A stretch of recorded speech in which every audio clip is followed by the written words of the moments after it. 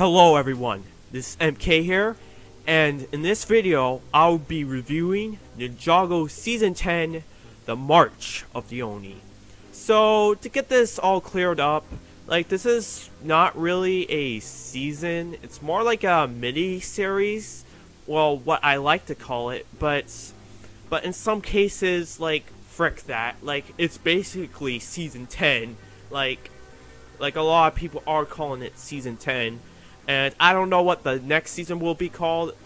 Perhaps it will be called Season 11, but somehow that could be called Season 10. So, okay.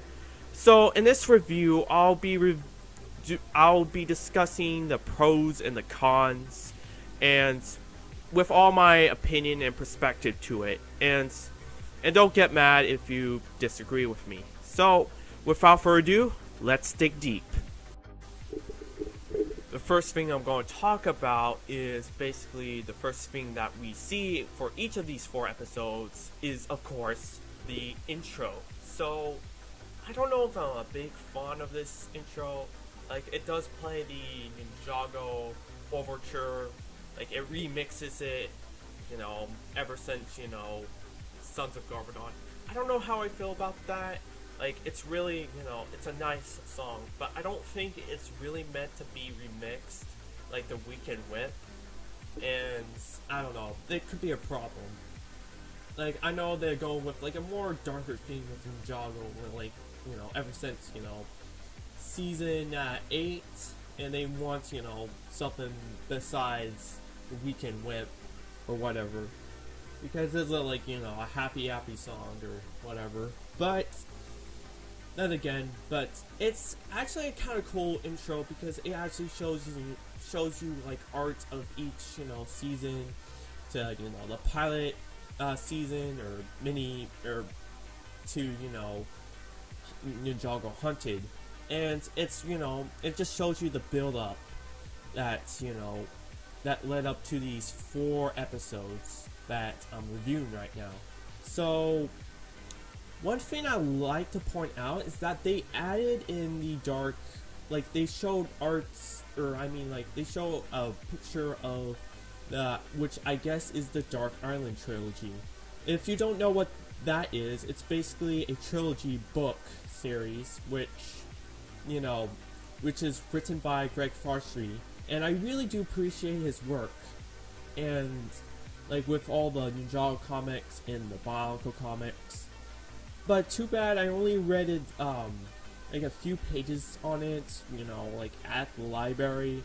I never really bought one of those books, which I should have had in, 2016, because, they're basically now really expensive. If you'll just look at the prices, it's ugh, yikes. But, yeah. So that's all I have to say for the intro. Now let's go to the, maybe characters, I guess. So I'm going to talk about all these characters' arcs because they're, a really important part of the story. So I really love what they did to Garbodon, how they portrayed Garbodon. He has this, I know that they're coming kind of, I know what I'm doing, and even when he's in jail. I like when villains are like that, when they're in jail, where, they're just happy and, it's I know what's the gum kind of thing, and you're gonna release me because of it, and, yeah. I really like Garbodon in these 4 episodes. I think, him here and Ninjago Hunted, they did a really good job. And, yeah, that's a really good reason to, return him in for Sons of Garbodon. Even though in the ending of Sons of Garbodon, he wasn't that great. He was good, but not great. But, yeah. So that's all I have to say for Garbodon. Now to, JX Nia. So, I'm actually a big fan of JX Nia. Well, I'm not really a big fan of these ships. But if I prefer a ship, there's, of course, JX Nia. But it's kind of weird that they're getting married. How is the show going to head on when they're married? Of course, this is basically engagement. But I don't know, it's just, I have this really creepy feeling because basically in season 9, they are, according to season 9, they are still teenagers. So, I don't know. Even if they're like, I don't know, but even if they're older teenagers, it's still kind of weird. And, yeah.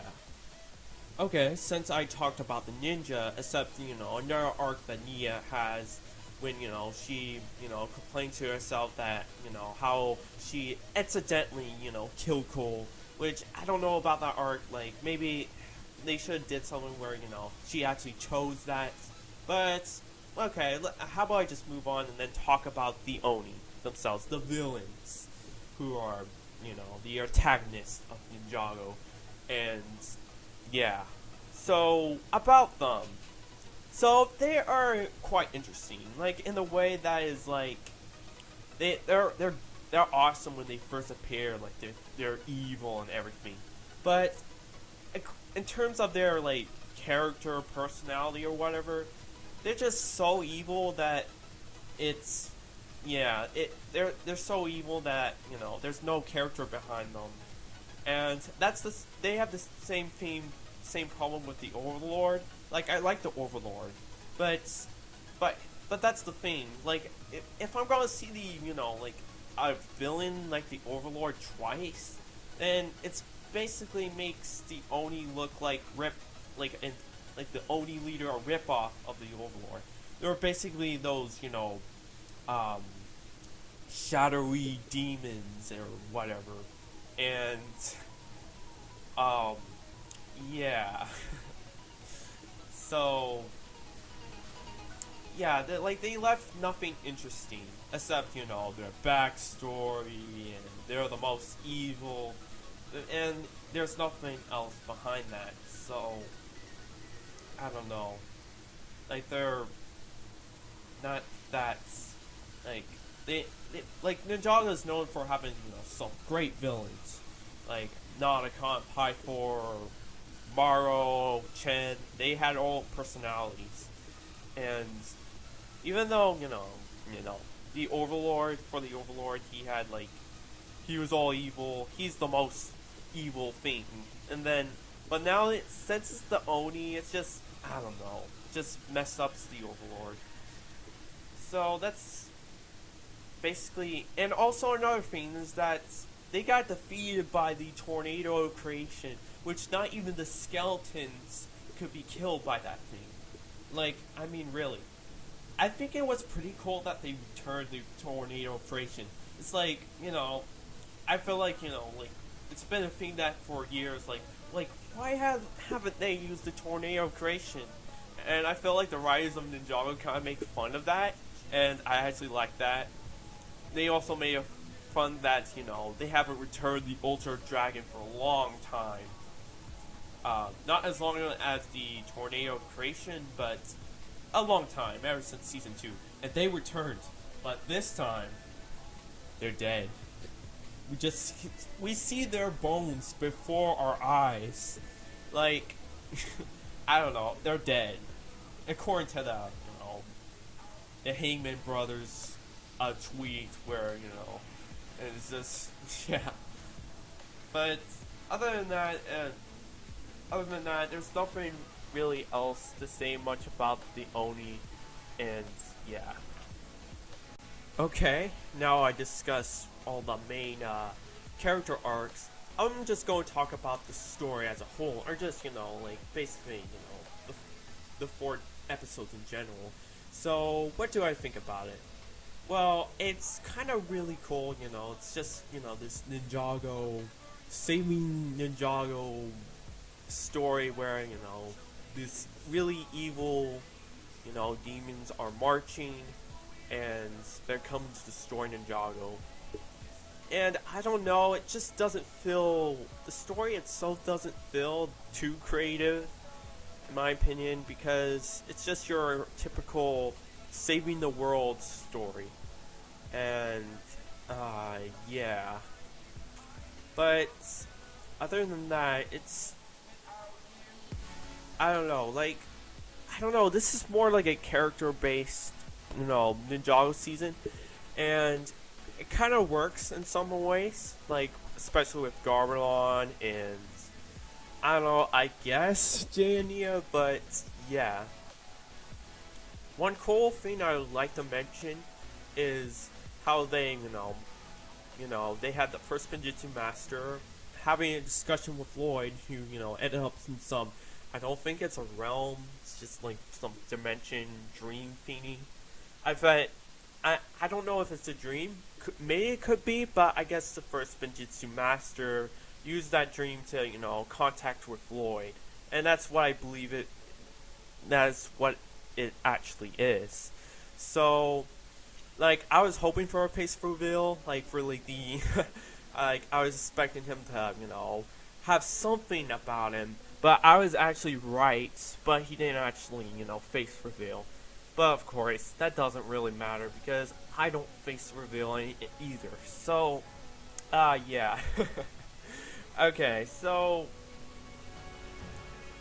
yeah, what's cool is that it feels like a conclusion of Ninjago, but then again, what's weird is that they expect more to come, and I don't know, it just looks like one of those really good cartoon endings. Just for example, it's like a Adventure Time or a regular show or a really good, like one of those really good endings. And I heard I heard the same thing is happening to Steven Universe, where they had like this nice season finale, which actually looks like a good conclusion, but they're going to continue on, and that's kind of weird. But I don't know, it's just nitpicky. I